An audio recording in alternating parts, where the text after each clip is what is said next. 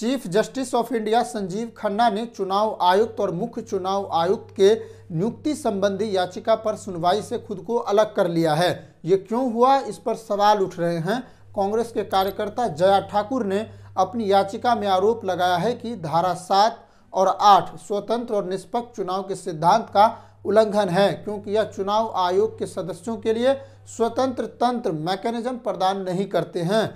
यह याचिका 2 जनवरी 2024 को इलेक्शन कमीशन और चीफ इलेक्शन कमीशन के नए नियुक्ति कानून के खिलाफ दायर किया गया है, जिसमें यह कहा गया है कि नियुक्ति के प्रक्रिया से मुख्य न्यायाधीश को बाहर करना और उनके स्थान पर मंत्री सदस्य को शामिल करना चुनाव आयुक्त और मुख्य चुनाव आयुक्त की नियुक्ति पर गंभीर सवाल खड़े करता है। मुख्य चुनाव आयुक्त और चुनाव आयुक्त की नियुक्ति पर साल 2015 से ही सवाल उठ रहे हैं और साल 2018 से याचिका दायर हो रही है, जब सुप्रीम कोर्ट में मुख्य चुनाव आयुक्त की नियुक्ति पर सवाल उठाते हुए यह मांग की गई थी कि उनकी नियुक्ति सुप्रीम कोर्ट के मुख्य न्यायाधीश की तरह यानी कॉलेजियम व्यवस्था से होना चाहिए। तो ये मांग इसलिए उठाई जा रही थी क्योंकि चुनाव आयुक्त की नियुक्ति संबंधी कानूनों पर लगातार संदेह जताई जा रही थी। उनके कामकाज की पारदर्शिता पर भी लगातार सवाल उठ रहे थे। इन याचिकाओं को सुप्रीम कोर्ट ने एक में शामिल करते हुए साल 2022 में इन याचिकाओं पर अपना फैसला सुनाया।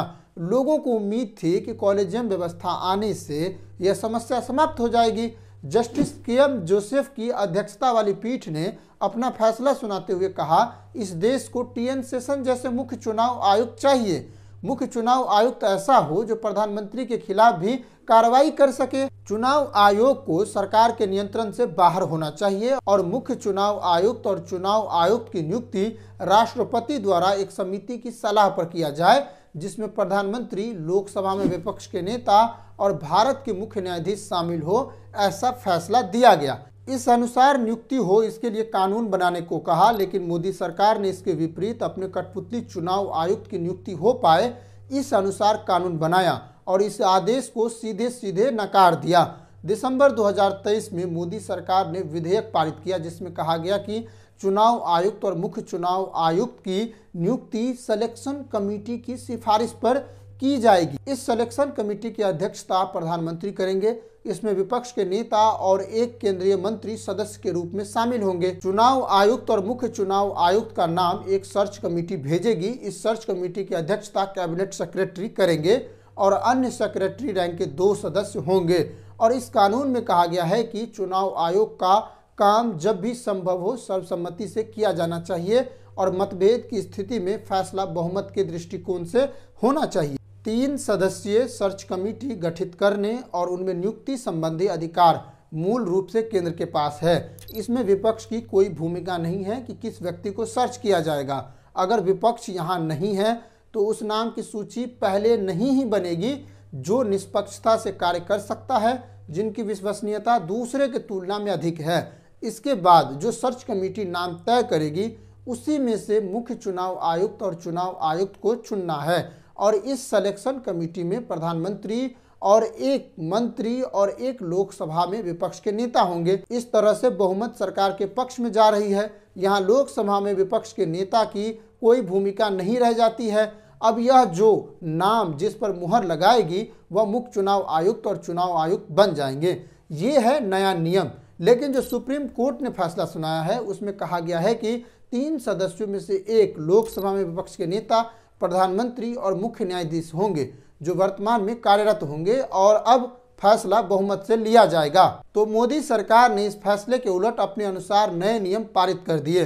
इस फैसले के विरोध में विपक्ष ने कहा था कि चुनाव आयोग को सरकार कठपुतली बनाना चाहती है। उन्होंने इस विधेयक को असंवैधानिक माना और अनुचित करार दिया था। इसके बाद से चुनाव आयुक्त की नियुक्ति पर सवाल उठने लगे हैं और इसी दौरान उनके पारदर्शिता पर भी कई सवाल उठे हैं।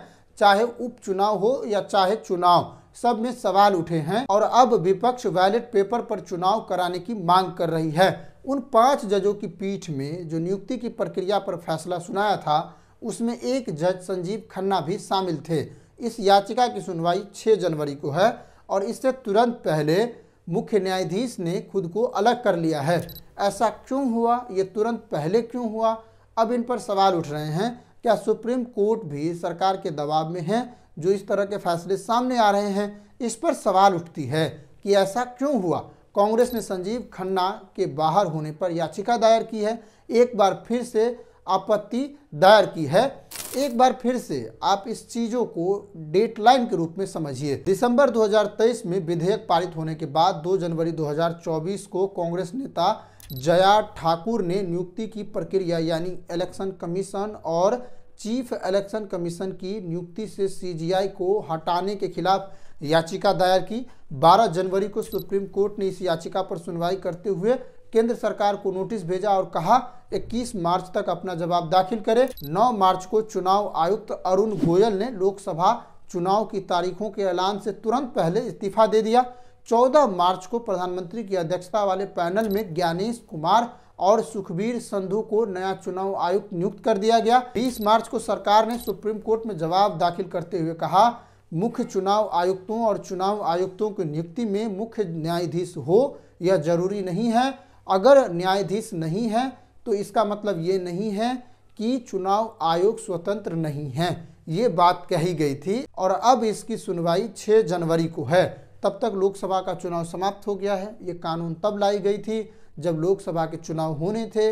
अब इस पर सुनवाई होनी है। अचानक संजीव खन्ना ने खुद को बाहर कर लिया है तो तमाम तरह के सवाल उठने शुरू हो चुके हैं कि ऐसा क्यों हुआ, इससे पहले ऐसा क्यों नहीं हुआ, तुरंत इससे पहले क्यों बाहर रखा गया खुद को। जब पहले संजीव खन्ना ने पहले पुरानी फैसला दिए थे, इसमें 3 सदस्यीय कमेटी में मुख्य न्यायाधीश, लोकसभा में विपक्ष के नेता और प्रधानमंत्री होंगे, जिसे सिलेक्शन कमेटी कहा जाएगा, तो उसमें अब बदलाव किया गया है। तो उस वाली प्रक्रिया पर अब सुनवाई क्यों नहीं कर सकते हैं, इससे संबंधित सवाल उठ रही है। और अब यह सवाल है कि ऐसा क्यों हुआ, क्या सुप्रीम कोर्ट भी सरकार के दबाव में काम कर रही है, इससे संबंधित तमाम सवाल अब सामने आ रहे हैं। हालांकि इन सभी के बीच अगर देखा जाए तो मुख्य चुनाव आयुक्त की नियुक्ति जो वर्तमान प्रक्रिया से हो रही है वो सरासर अलोकतांत्रिक माना जा सकता है। वो इसलिए क्योंकि 3 सदस्यीय सिलेक्शन कमेटी में 2 सदस्य तो सरकार के ही हैं और बहुमत अगर सरकार के पक्ष में है तो सरकार ही फैसला लेगी। एक तो चयन कमेटी जो सर्च कमेटी है, जो जिस व्यक्ति का नाम रेफर करेगी, उसमें भी सरकार का आदमी है, तो पहले सर्च कमेटी के लिस्ट में ही वो व्यक्ति आ जाएंगे जो व्यक्ति पहले से नियुक्ति किया जाना है। तो वहाँ पर विपक्ष की भूमिका नहीं है, सिलेक्शन कमेटी में विपक्ष की भूमिका नहीं है। तो मिला जुला कर सरकार ही तय कर रही है कि चुनाव आयुक्त और मुख्य चुनाव आयुक्त कौन बनेंगे। तो सवाल तो उठना है और अब इस पर जवाब आनी चाहिए। अब इस पर बात हो रही है, लेकिन देखिए इस पर क्या बात सामने आती है। तब तक के लिए नमस्कार, जय हिंद।